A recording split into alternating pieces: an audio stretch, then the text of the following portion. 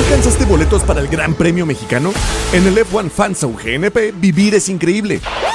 Podrás vivir la emoción en pantalla grande desde el Parque Bicentenario, con actividades únicas, shows, food trucks y conciertos al final de cada día. Adquiere tus accesos en Ticketmaster desde 650 pesos.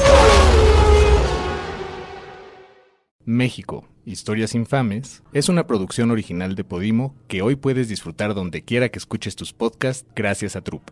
Si quieres descubrir cientos de producciones originales, descarga Podimo, donde te esperan miles de audiolibros y la mejor experiencia de entretenimiento en audio. Podimo, la principal plataforma de podcast y audiolibros en español.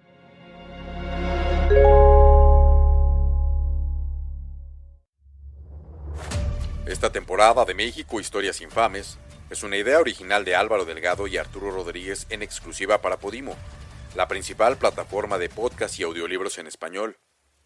Una producción de Notas Sin Pauta Estudios.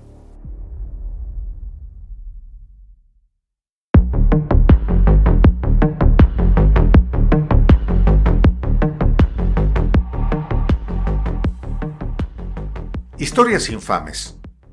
¿Cuántas historias infames se acumulan en nuestro país a lo largo de su historia y a lo largo de la historia independiente de México?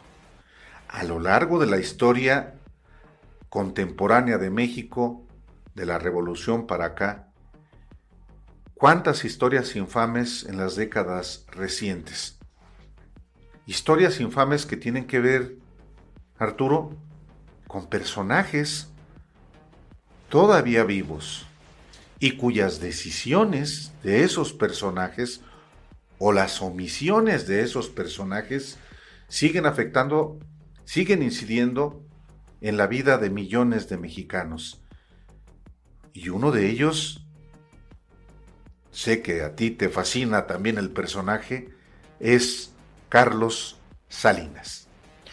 Las historias infames se reproducen a través del tiempo en este país, desde la época colonial, muchas veces con las mismas familias y los mismos apellidos, para concentrar una enorme riqueza y un enorme poder político en muy pocas manos y luego, al estilo feudal, irlo transmitiendo de generación en generación.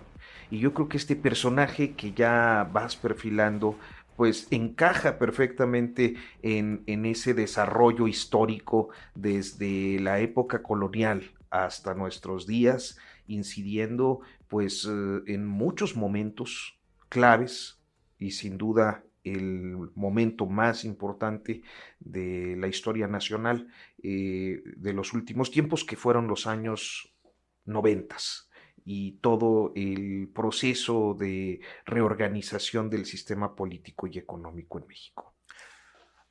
Me he encontrado en la actividad periodística, la actividad informativa, a mayores, pero también a jóvenes que dicen, pues es que el gobierno de Carlos Salinas de Gortari ocurrió hace ya más de 3 décadas. ¿A quién le importa retroceder a esos años de un gobierno, sí, que llegó mediante el fraude, a esos años en los que sí hubo excesos, abusos, asesinatos, pero eso ya quedó en el pasado?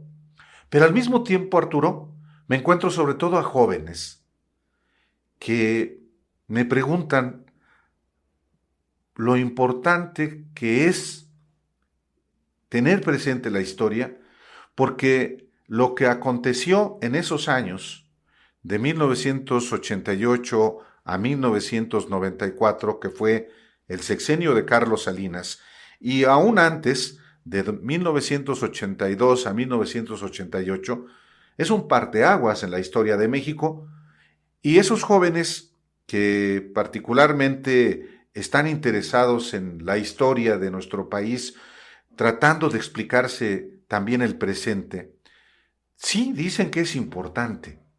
Y una de las razones por las cuales estamos platicando el día de hoy es justamente lo que yo, y seguramente tú también, has encontrado particularmente en los colegios, en las universidades, con jóvenes que estudian las más diversas disciplinas, pero que dicen, ¿cómo es que llegamos hasta aquí? ¿Cómo es que después de tantos años, decisiones que Carlos Salinas tomó en su gobierno siguen impactando la vida de nuestro país ya en el tercer milenio y en la segunda década del siglo XXI? Y es que es perfectamente comprensible este desconocimiento del personaje. Fíjate, yo me pongo a pensar, si yo era joven, adolescente, además, más o menos interesado ya en temas políticos y económicos, sociales, en los tempranos 90, pensar en 35 años de distancia, pues era pensar en ese momento quizás en un presidente como López Mateos, o como Díaz Ordaz. O sea, para mí era algo lejano, en blanco y negro, ¿no? Las imágenes eran así, decías, bueno, pues es historia, ¿no? El hombre que nacionalizó la electricidad, porque le decían a López Mateos López Paseos, porque fue como el primer presidente que viajaba mucho, pero en realidad era algo para mí muy histórico. Y efectivamente, con esa distancia de tiempo, no había, digamos, una actualización de los personajes. O sea, López Mateos murió poco después de dejar la presidencia.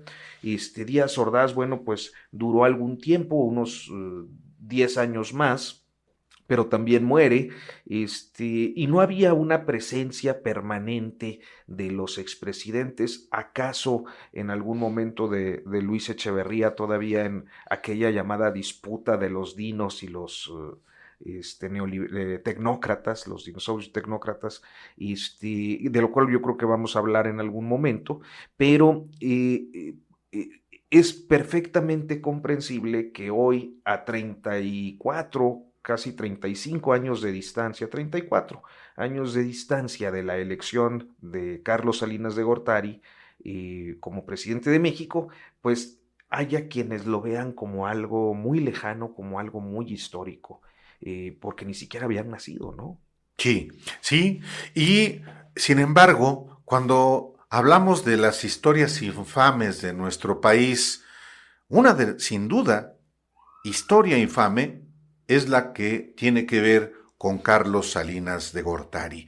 Este personaje que, por supuesto, que se propuso llegar a la presidencia de la República siendo muy joven. Siendo muy joven. Siendo estudiante de la Escuela de Economía, fíjate, antes de que fuera la Facultad de Economía de la UNAM, y cuya directora era Ifigenia Martínez, senadora de Morena, y Carlos Salinas en esa generación tuvo como compañeros a José Francisco Ruiz Massieu, a Manuel Camacho Solís, a otro personaje que sigue siendo muy vigente, aunque en apariencia antagónico a Salinas, como es Alberto Anaya, el presidente del Partido del Trabajo.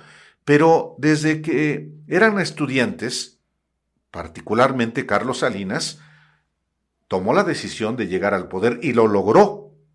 Lo logró después de egresar de la carrera de Economía en 1970, cuando formalizó también una asociación civil con ese propósito, llegar a la toma del poder, que logró de la peor manera, a través del fraude electoral, a través de no solo robarse los votos, de cometer delitos de carácter electoral, sino hasta del homicidio, del asesinato.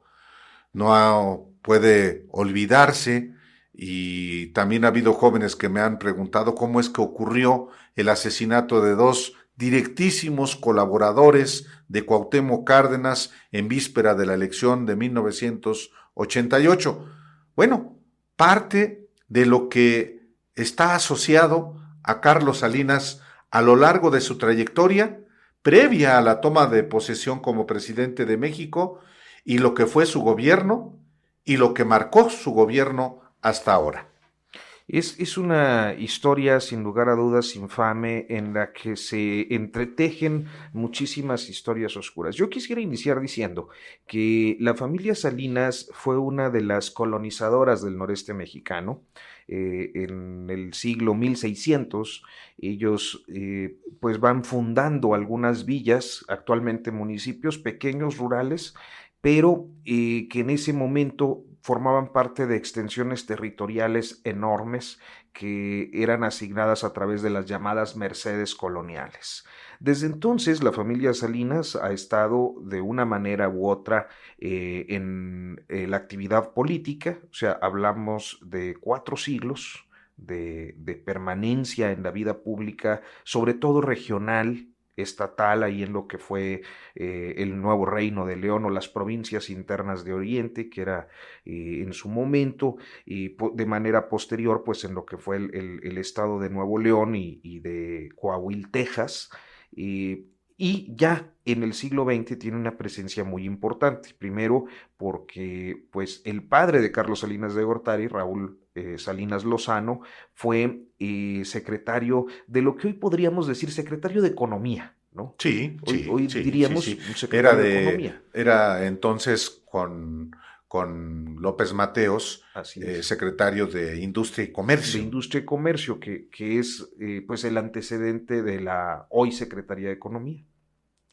Y por una parte, y por el lado materno, era sobrino del general de Gortari, que venía, y a mí esto me parece muy interesante porque me apasionan mucho estas genealogías que van mostrándonos también cómo se configuran los grupos de poder. Era un grupo de amigos, antigüedad se dicen en el ejército, generales que llegaron a ser generales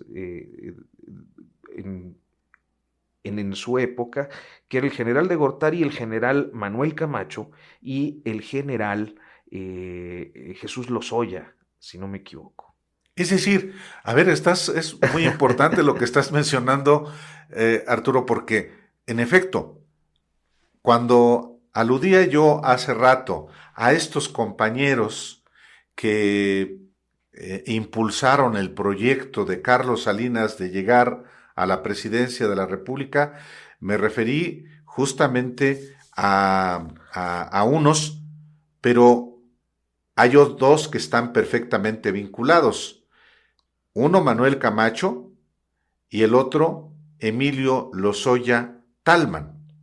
2 personajes clave en la trayectoria de Carlos Salinas desde la Escuela de Economía desde los 60. Y que quizás podemos pensar que desde la infancia, ¿no? Sí. Porque eran como relaciones de amigos, eran relaciones familiares.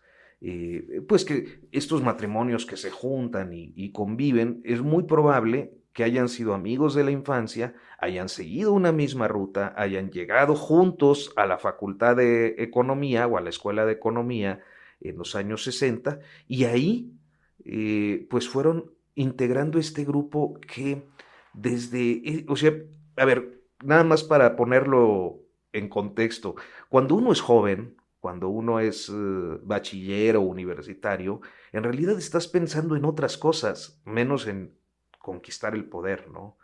Sí. O sea, es muy raro. Bueno, salvo que tengas la vocación política desde entonces y vivas inclusive en un entorno en el que se hable de eso. Del poder. Muchas veces ocurre que hay jóvenes que deciden estudiar medicina por una tradición familiar o porque escuchan efectivamente en su entorno familiar los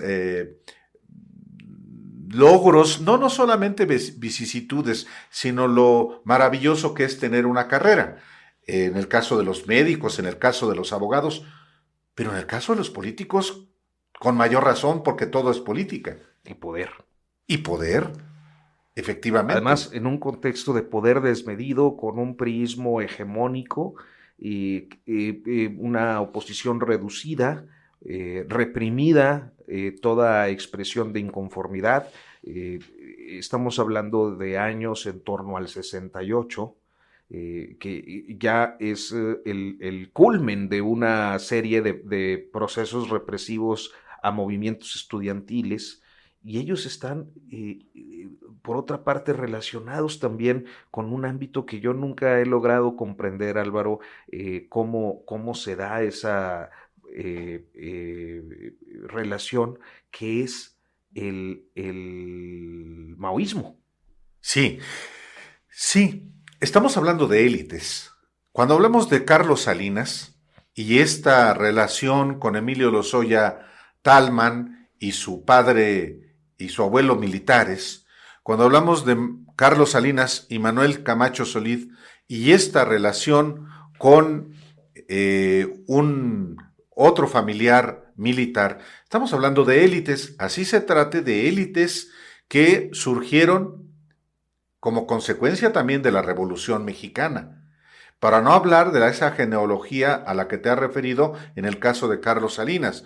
Y estamos hablando efectivamente de un contexto, los 60 de manera particular, cuando este grupo se encuentra en la Escuela de Economía, pero ya la relación efectivamente venía de antes. Pero para hablar de los 60, Arturo, también el 68 en particular sorprende a este grupo en la UNAM, pero este grupo no forma parte del movimiento, porque era finalmente parte de la élite a la que este movimiento cuestionaba. Ya era parte del propio régimen y era parte de los grupos, digamos que oligárquicos al interior del gobierno, que estaban efectivamente preparándose para la toma del poder. Y en este contexto sí llama la atención efectivamente que tengan una cierta simpatía por el maoísmo, particularmente los hermanos Salinas. Y Beto Anaya, que hasta... Y Alberto Anaya, por supuesto, y otros personajes que después fueron clave también en el proyecto y en el gobierno de Carlos Salinas, como Araujo. Hugo Andrés Araujo. Claro. Andrés Araujo, que fue presidente de la Confederación Nacional Campesina, ya en el sexenio de Carlos Salinas. Sí, en esos años, inclusive, pues creo que su gran épica social, porque todo grupo de poder siempre se construye una épica, una lucha, si habláramos en términos literarios diríamos el viaje del héroe, ¿no? Que surge de un momento y realiza una serie de acciones y va avanzando hasta construir su gran y consolidar su gran proyecto, su gran objetivo político.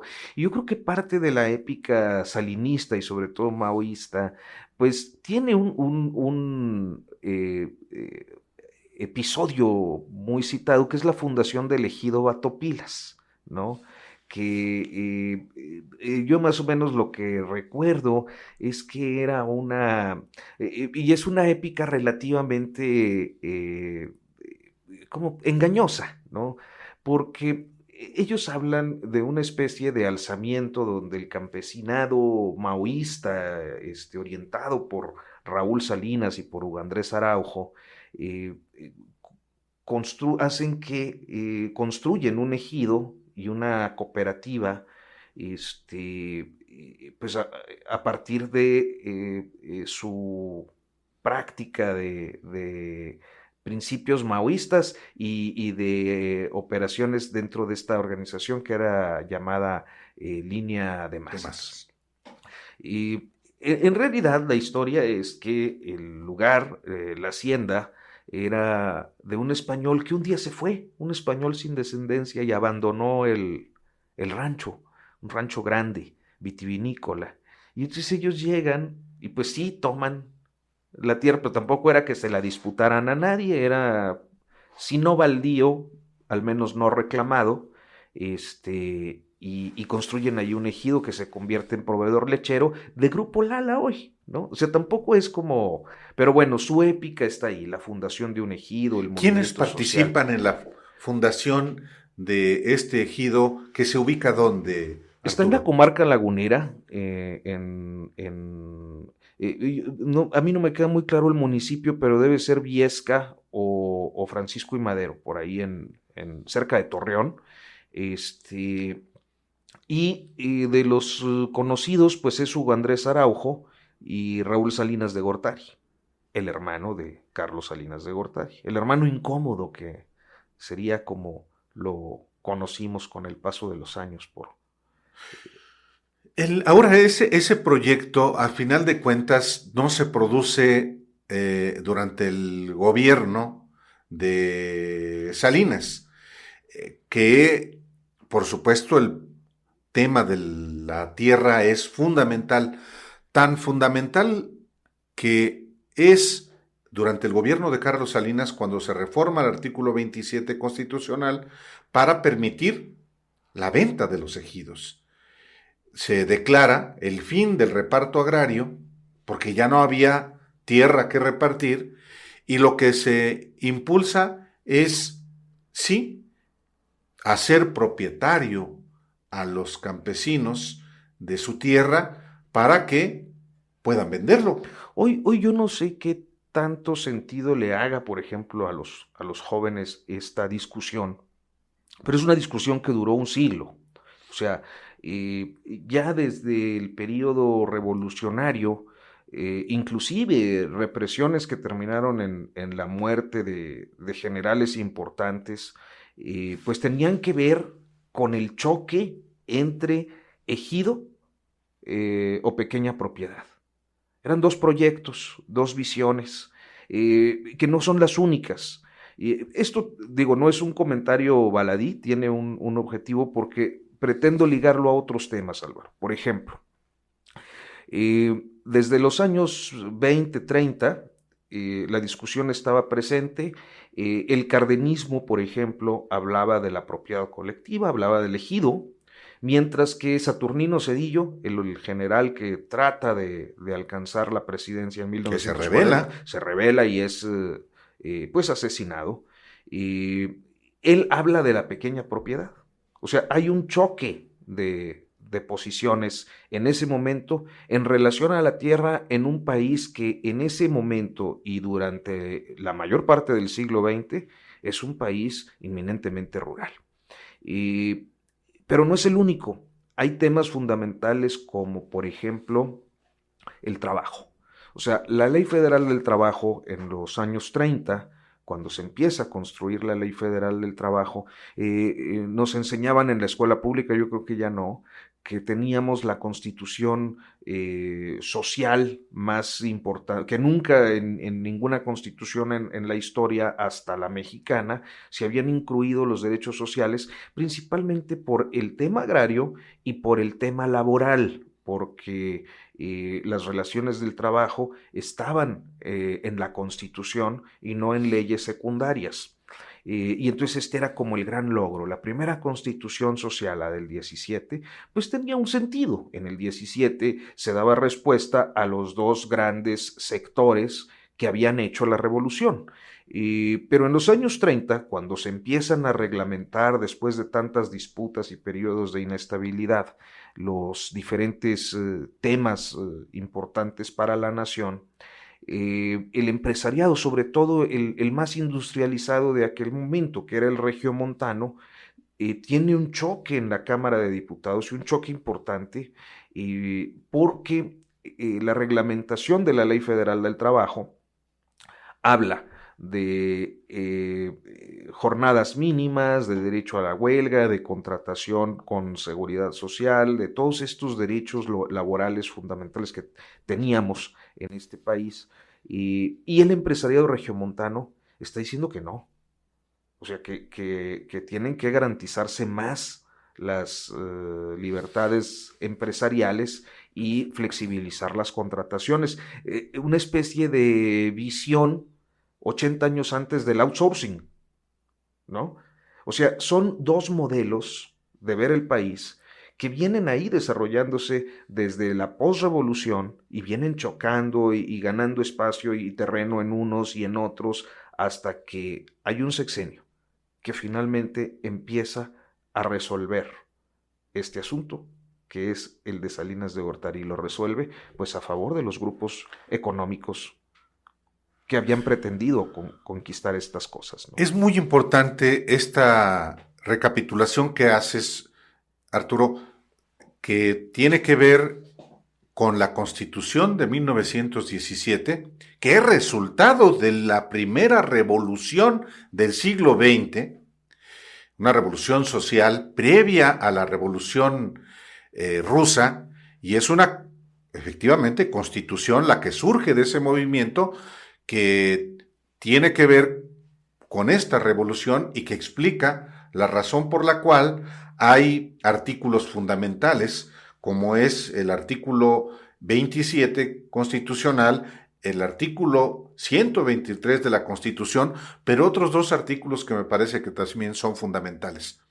El artículo 3, que va muy vinculado, por supuesto, con la guerra de reforma y la separación entre la Iglesia y el Estado, y, por supuesto, también la parte que tiene que ver con la educación que en algún momento toma ese perfil socialista, de manera particular en el gobierno de Lázaro Cárdenas, y que en buena medida explica, nos conduce a las decisiones que se tomaron décadas después en un gobierno que pues tiene como protagonista a este personaje, Carlos Salinas, que revierte en una muy importante porción los postulados de la Constitución de 1917,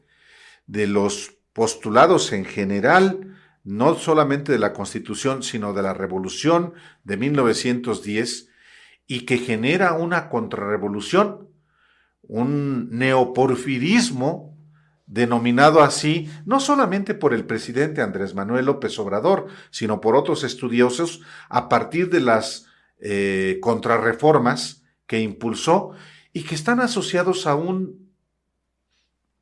palabra que no hemos pronunciado todavía, pero que cruza toda esta historia infame de Carlos Salinas: la corrupción.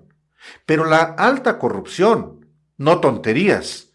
Y cuando tú aludes hace un rato a esa tensión que también hubo durante décadas entre una visión social de la revolución y del desarrollo del país y otra, sobre todo de los representantes de los intereses privados, pues esta tensión está asociada precisamente a la corrupción, a la alta corrupción. Y si hay algo que define también al gobierno de Carlos Salinas y a su proyecto, que en los hechos duró 3 décadas, es también la corrupción.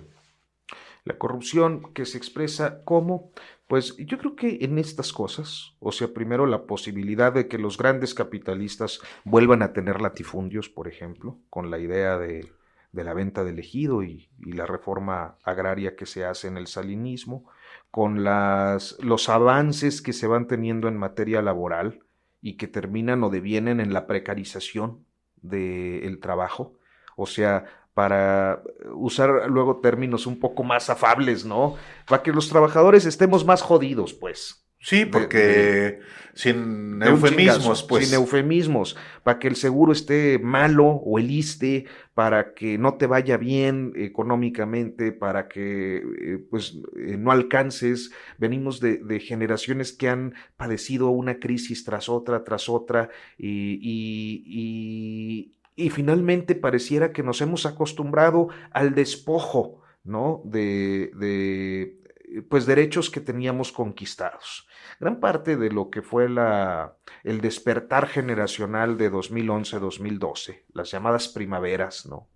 Y me parece que tenía que ver con un reclamo muy genuino de decir, a ver, nos despojaron de la seguridad social, nos despojaron del retiro, No tenemos una posibilidad de que hoy las personas que andamos por ahí menos de 50 años vayamos a tener un retiro digno, porque el sistema de pensiones fue desmantelado. Sabemos que nuestros sistemas de salud pública están colapsados desde hace mucho tiempo, el salario es insuficiente, todas estas surgen ahí, en ese sexenio, y los grandes beneficiarios siempre son los grandes capitalistas, sí mexicanos, también muchos extranjeros, que en el periodo de Salinas fueron beneficiarios de estas reformas, ¿no? Reformas que, por un lado, precarizaron el trabajo, por el otro, permitieron pues el latifundismo o un neolatifundismo para los agronegocios o para la agroindustria, permitieron el enriquecimiento de una élite muy reducida a partir de, pues, el desmantelamiento de la industria paraestatal. Es decir, todo, si tú lo ves en estos términos, absolutamente todas las reformas del salinismo fueron tendentes a favorecer al sector privado y a un sector privado muy específico, muy focalizado. Cuando tú mencionabas hace un rato, Arturo, las exigencias del empresariado más consolidado en México en la década de los 30, de los 40, pues es el regiomontano. Y la exigencia, y de ahí la explicación de la irrupción, de la asonada, de la rebelión del general Saturnino Cedillo, que es sofocada, pues ya hablas de hasta qué punto hay una exigencia de que el país, por una parte, vaya dejando de lado el desarrollo, el modelo de desarrollo agrícola, y se impulse el desarrollo industrial. Y en efecto, volviendo al gobierno de Carlos Salinas, además del desmantelamiento del sector social de la economía y el de efectivamente impulsar la concentración de tierras en pocas manos, el neolatifundismo, hay también un aspecto que es importante no perder de vista. El patrimonio nacional, que era manejado a través de empresas públicas, es transferido deliberadamente al sector privado y a un grupo muy específico de personajes, a los cercanos al régimen. No solamente me refiero a la privatización de las empresas en manos del Estado que se fueron acumulando de manera particular desde Luis Echeverría, que creó empresas para todo. Había de todo, de Bimex, las bicicletas, Tabamex o Tabamex. Era para los tabacos, por supuesto. Los cigarros. O sea, había de todo, de ¿no? todo. Cartón y papel y, bueno, cuanta madre, pues. Sí, que se explica en buena medida porque el desarrollo de México estuvo fundamentalmente basado en la sustitución de importaciones y se estimulaba efectivamente la generación de bienes en el país. Claro que hubo una fiebre excesiva de particularmente Luis Echeverría en su propia confrontación con el Grupo Monterrey de manera particular y aún desde antes, por ejemplo, con el libro del texto gratuito, pero hubo una acumulación de empresas públicas que, llegado el gobierno neoliberal o el periodo neoliberal con Miguel de la Madrid, con el todopoderoso secretario de Programación y Presupuesto Carlos Salinas, comenzaron a revertirse. Y las empresas públicas cuya privatización comenzó con Miguel de la Madrid, se aceleró con Carlos Salinas en su gobierno, de manera que esas empresas fueron vendidas a grupos que, por supuesto, las tomaron felices, y hubo empresas insignia que favorecieron a un grupo. Los bancos es uno de los ejemplos. Y el ejemplo quizá más claro es el de Teléfonos de México. Y si al inicio del gobierno de Carlos Salinas había 2 multimillonarios en nuestro país, al final, según la propia clasificación de Forbes, ya había más de 20. Es decir, hubo una muy deliberada estrategia de transferir los bienes nacionales a un grupo de cercanos al régimen que también en buena medida explica lo que vivimos en el siglo XXI en nuestro país. Esta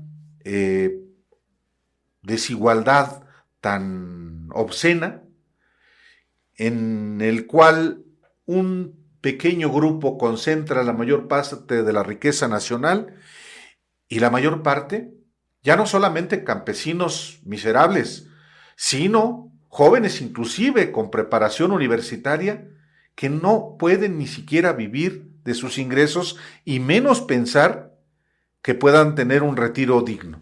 Pues sí, por eso viven ahí varios roomies y no tienen una estabilidad laboral, muchos no saben la relevancia de la seguridad social y del servicio de salud. Quizás la pandemia lo concienció un poco. Es muy difícil que como joven pienses en la edad de retiro que ya no tienes, ¿no? O sea, gente como yo no vamos a jubilarnos a los 60 ni a los 65 años como nuestros padres. Bueno, como todavía yo. Todavía alcanzas. Yo todavía alcanzo efectivamente una pensión que si es a los 65 años de edad, si opto por pensionarme a los 65 años de edad, voy a cobrar el 100% del ingreso que he tenido en los más recientes 4 años.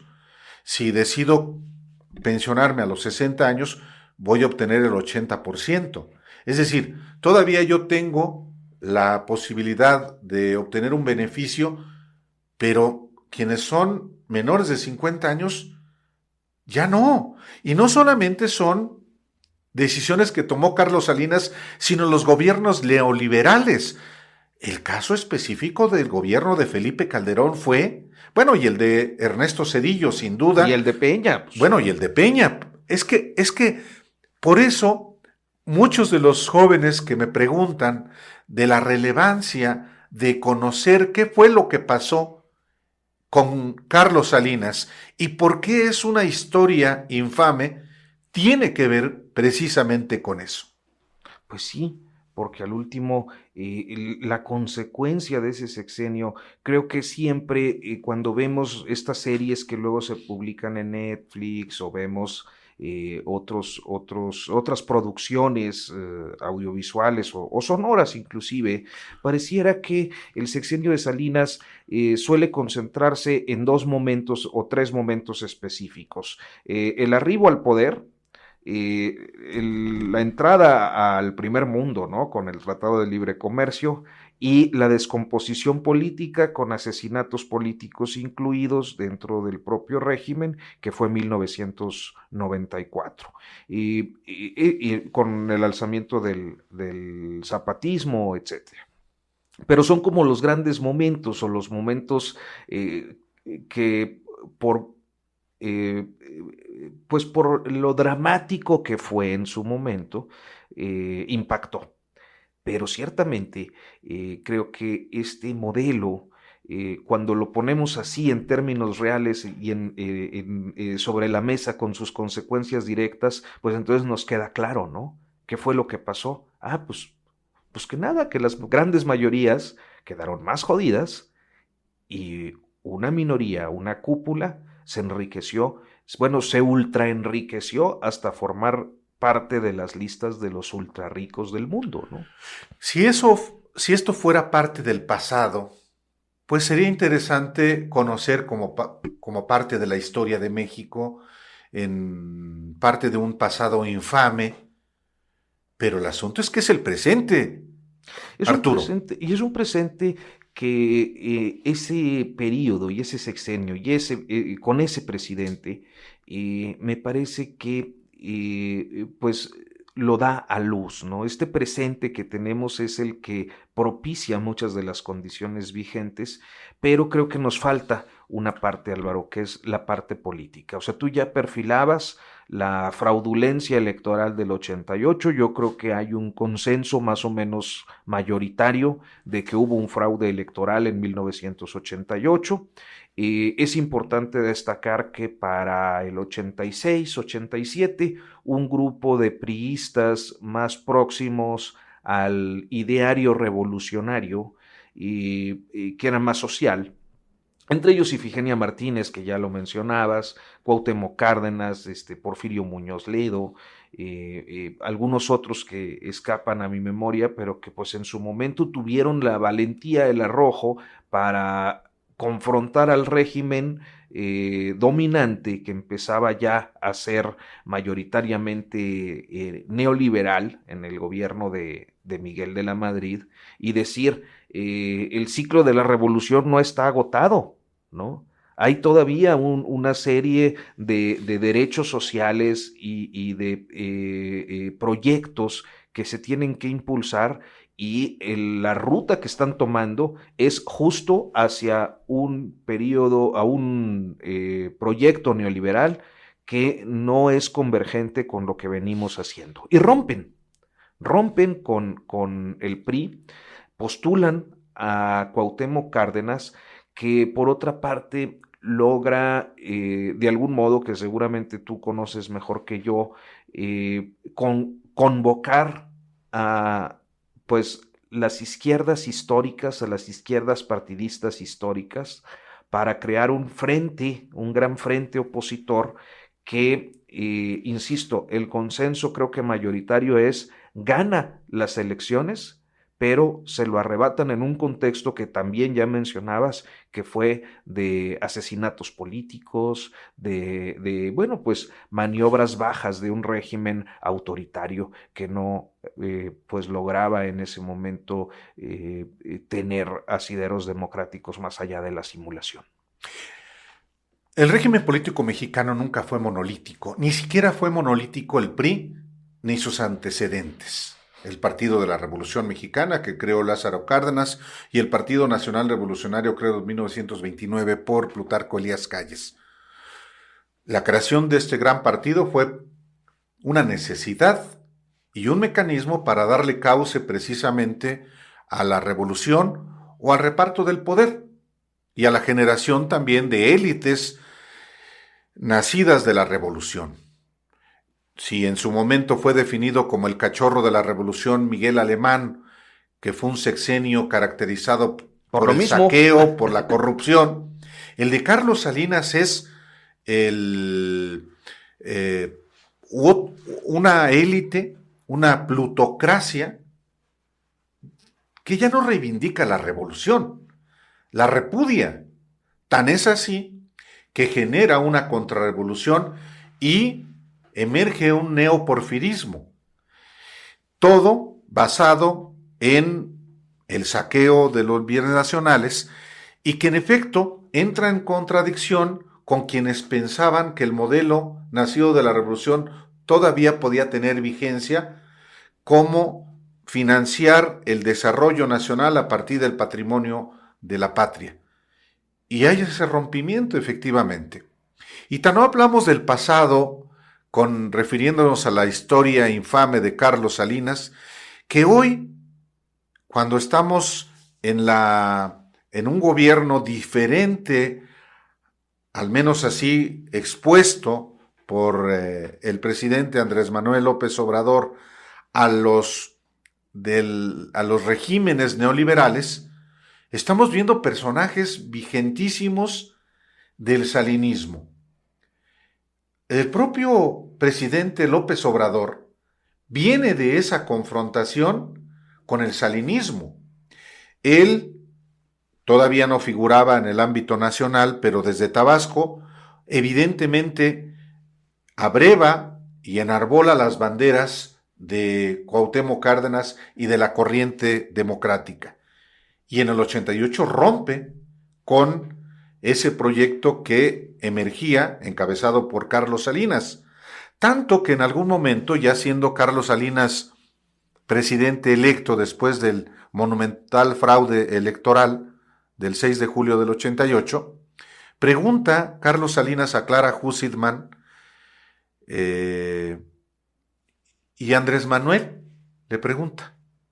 Y Clara Hussidman, me lo dijo a mí ella, le dice, pues por ahí anda, por ahí va.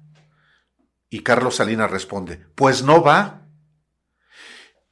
Esta expresión, pues no va, de Carlos Salinas, revela lo que finalmente ocurrió en la elección estatal de 1988, cuando es designado como candidato Salvador Neme Castillo contra Andrés Manuel López Obrador como candidato del Frente Democrático Nacional, y es designado presidente del PRI en Tabasco Roberto Madrazo Pintado.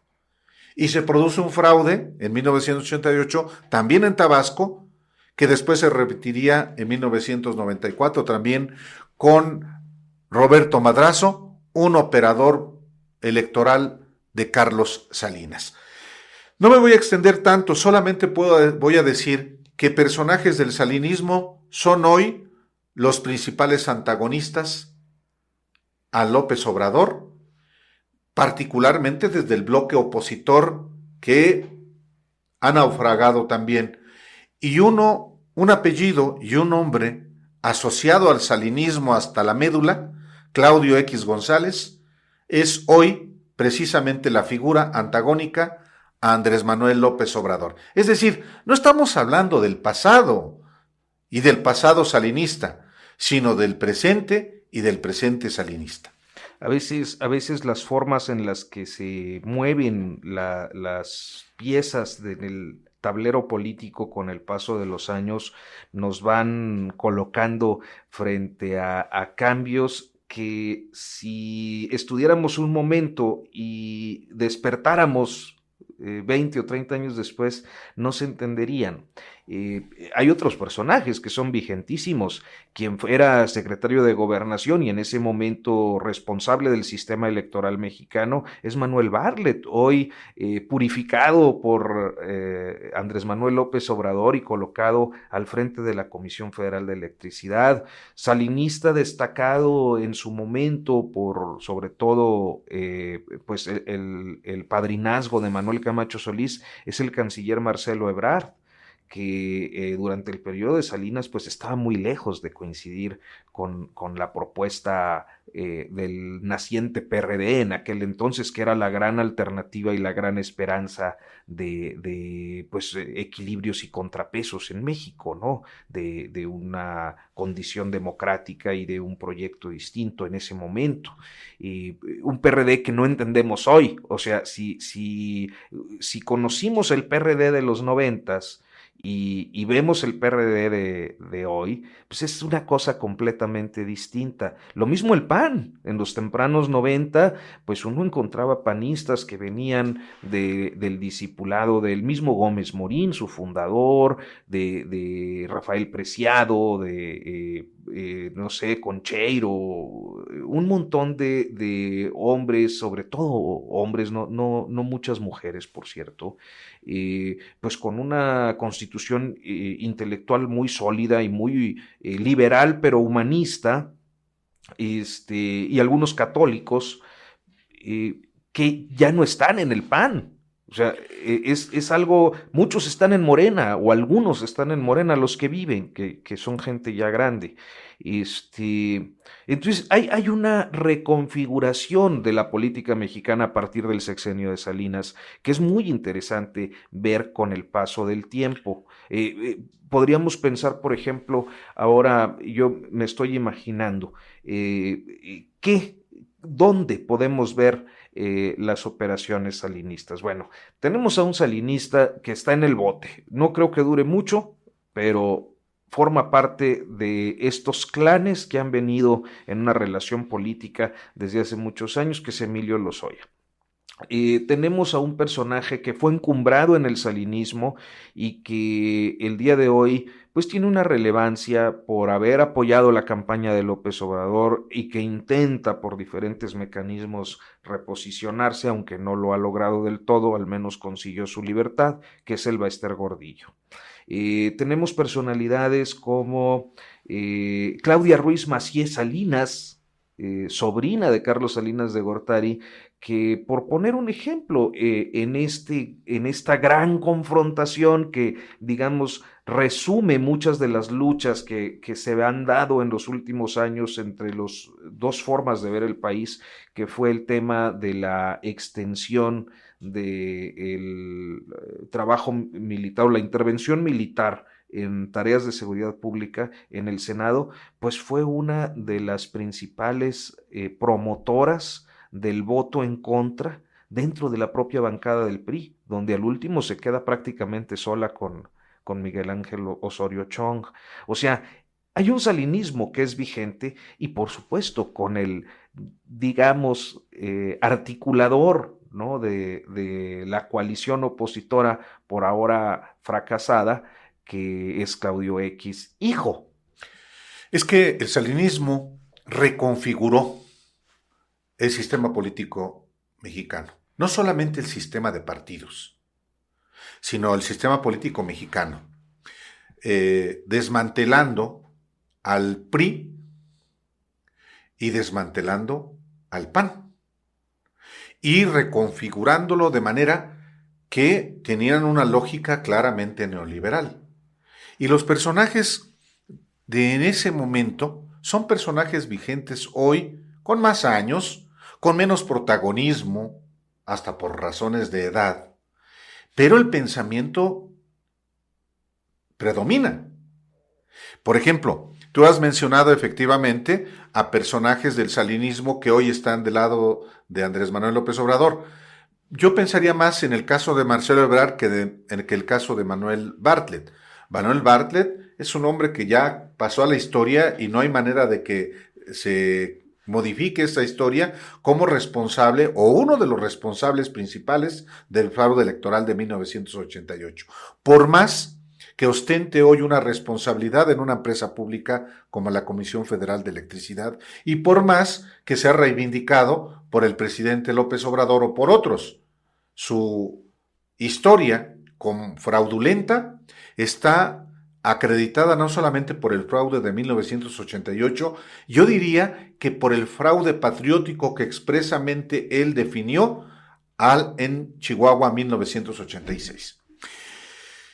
Y, por supuesto, en el PAN, personajes fundamentales, como Diego Fernández de Ceballos, que sigue siendo hoy una voz de Carlos Salinas. No es una temeraria afirmación. Él es confeso de ser no solamente amigo de Carlos Salinas, sino que comparten el mismo pensamiento.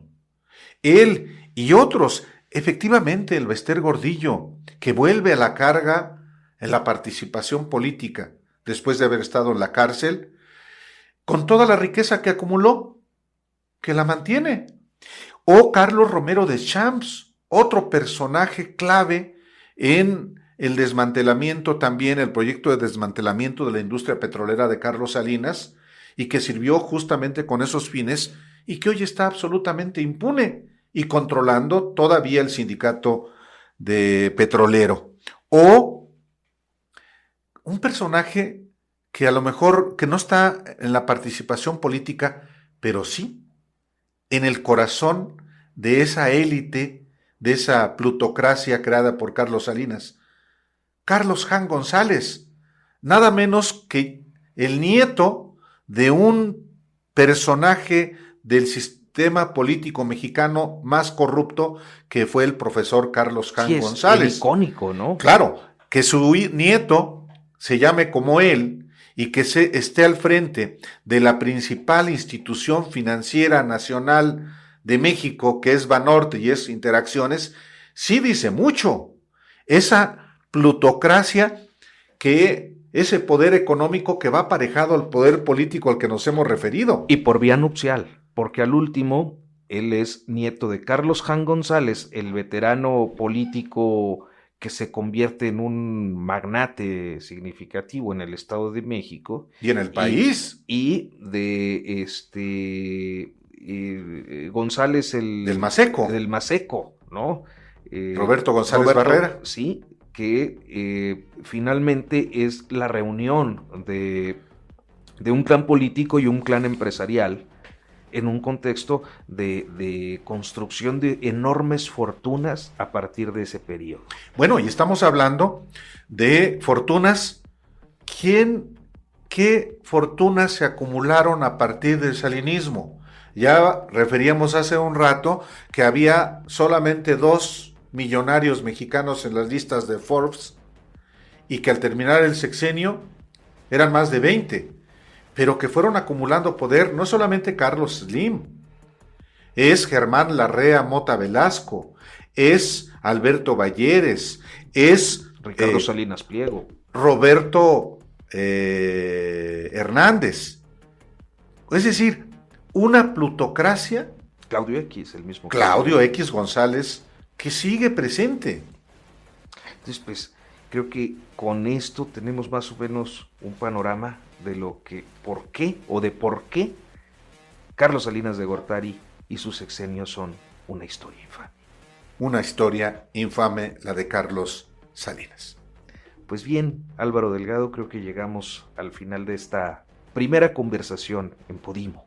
Esperamos que haya sido de su interés y les agradeceremos mucho que nos ayuden a difundir, a compartir que estamos aquí y que vamos a estar permanentemente hablando de más historias como esta. Muchas gracias hoy.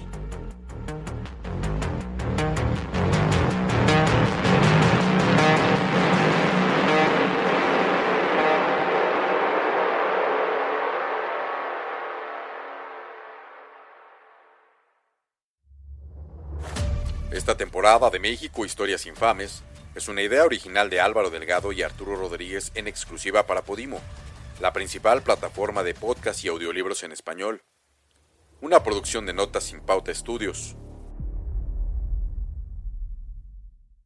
México, Historias Infames, es una producción original de Podimo que hoy puedes disfrutar donde quiera que escuches tus podcasts gracias a Troop. Si quieres descubrir cientos de producciones originales, descarga Podimo, donde te esperan miles de audiolibros y la mejor experiencia de entretenimiento en audio. Podimo, la principal plataforma de podcast y audiolibros en español.